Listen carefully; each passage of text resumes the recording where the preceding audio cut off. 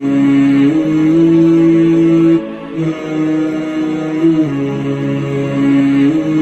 forget, like, subscribe and share to the famous scholar Mufti Inamullah Khalid. یہاں پہ ایک صحابی کا واقعہ یاد آیا. جنگل سے جا رہے تھے, مال تجارت پاس تھا. جاتے جاتے راستے میں ڈاکو پڑ گئے. ڈاکو نے کہا حضرت جی یہ مال تو ہمارا ہے, مال ہمارے حوالے کر دو. بڑی قیل قال کی لیکن وہ مانے نہیں. ڈاکو کہنے لگے مال تو دینا پڑے گا. کہا یہ لے لو, مال رکھ لو. آگے سے انہوں نے تلوار نکالی. وہ صحابی کہنے لگے اب کیا مسئلہ ہے؟ وہ آگے سے ڈاکو کہنے لگے اب تمہاری گردن کو اڑائیں گے. کہا جان کیوں لیتے ہو؟ تم تو مال کے پجاری ہو, تمہیں مال کی ہوس تھی, تم مال کے طلبگار ہو, تمہیں مال دے دیا, اب جان تو چھوڑ دو. کہا نانا اب جان بھی لیں گے کیونکہ امیر المومنین کو شکایت کرو گے, ہماری پکڑ کروا دو گے. صحابی نے آگے سے یہ نہیں کہا, ادھر ادھر نہیں دیکھا, خود بخود قدم چلے. کس کی طرف؟ نماز کی طرف. ڈاکوں سے کہنے لگے ٹھیک ہے مجھے قتل کر دینا لیکن 2 رکعتیں تو پڑھنے دو. آگے سے وہ ڈاکو بھی ہماری طرح کے تھے. اور کہا یہ نماز کیا چیز ہے؟ کہنے لگے پڑھ لو, اس میں کون سی بات ہے؟ 2 رکعتیں پڑھ لو, اس میں کون سی بات ہے؟ کوئی بڑا مسئلہ نہیں, ٹھیک ہے آپ کو اجازت ہے. جب صحابی نے نماز کی نیت باندھی, نماز کی نیت باندھنے کے بعد جب صحابی کی زبان پہ کلمات آئے, یا ودود یا ذل عرش المجید یا فعال لما یرید یا رحمان یا ارحم الراحمین. روایات میں آتا ہے کہ آسمان کے اوپر شور بپا ہو گیا, فرشتوں میں جل تھل مچ گئی, فرشتے ادھر کے ادھر دوڑنا شروع ہو گئے, پورے آسمان کے اوپر جل تھل تھی. رب العالمین نے فرشتوں سے کہا او فرشتوں میرے اس بندے کی مدد کو کون جائے گا؟ ایک فرشتے نے کہا یا اللہ میں جاؤں گا, وہ نماز پڑھ رہا ہے. ڈاکو نے میان سے تلوار نکالی, تلوار نکال کے اس کو قتل کرنے لگا. آواز آئی رک جاؤ, نہ قتل کرنا. وہ ہیبت ناک آواز تھی. ڈاکو وہیں پہ رک گیا.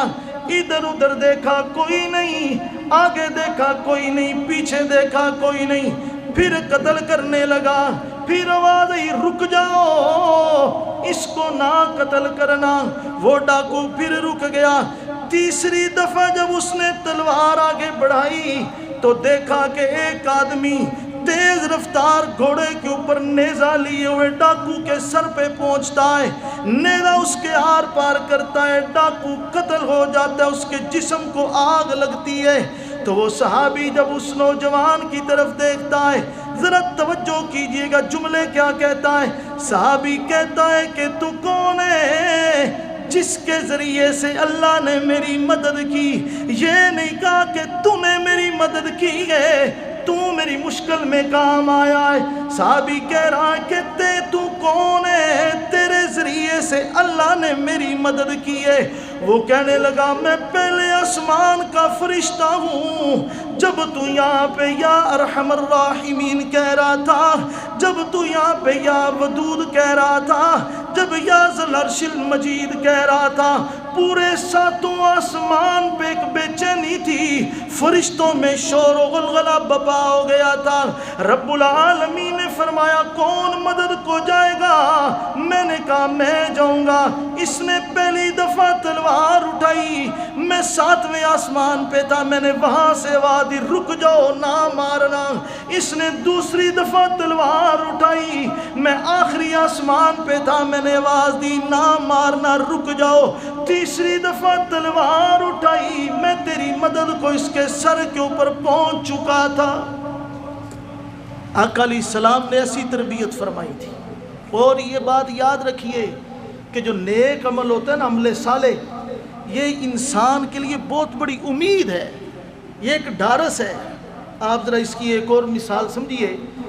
کہ اگر کوئی کسی کا ملازم ہو نا تو وہ اپنے مالک کی نافرمانی میں لگا رہے، اس کے کام چوری میں لگا رہے، تو اس کے دل میں دماغ میں ایک بے چینی ہوتی ہے، کہیں مالک مجھے بلا نہ لے، کہیں مجھے طلب نہ کر لے۔ کیوں؟ کہ میری نالائکیاں اس کے سامنے آئیں گی، آگے سے جھاڑیں ہی پڑیں گی، آگے سے وہ مجھے ڈانٹے گا۔ اور دوسرا ملازم جو دن رات مالک کی خدمت میں لگا ہوا ہے، اس کی مرضی سے بڑھ کے کام کرتا ہے، اس کے دل میں ہر وقت یہ کیفیت رہتی ہے کہ کبھی میرے صاحب مجھے بلائیں، کبھی وہ مجھ سے پوچھیں، کبھی بات کریں تو میں بتاؤں کہ میں نے آپ کے لیے یہ کیا ہے، میں نے فلاں کام بھی کر دیا، میں نے فلاں بھی کر دیا، میں نے یہ کر دیا۔ بالکل اسی طرح جو مسلمان بدی میں لگا رہتا ہے، جو اللہ کی نافرمانی میں لگا رہتا ہے، وہ اللہ کی ملاقات سے بڑا گھبراتا ہے، اللہ کی ملاقات سے بڑا گھبراتا ہے۔ یہی وجہ ہے کہ جب کافر دنیا سے جانے لگتا ہے تو وہ گھٹن محسوس کرتا ہے، اس کا پورے کا پورا جسم اس طرح لگتا ہے جیسے کسی نے کسی شکنجے میں جگڑ دیا ہو۔ دنیا کو چھوڑنے کا غم، مال کو چھوڑنے کا غم، بیوی بچوں کو چھوڑنے کا دکھ۔ اور جب آپ کسی نیک آدمی کو دنیا سے جاتے ہوئے دیکھیں، حشاش بشاش مطمئن خوش، کیوں؟ کہ میں اپنے مالک کی حقیقی سے ملنے جا رہا ہوں۔ اس نے ساری زندگی نیکی کی ہوتی ہے، نیکی انسان کو مطمئن رکھتی ہے، نیکی انسان کو حشاش بشاش کرتی ہے۔ Thanks for watching Mufti Inamullah Khalid official YouTube channel.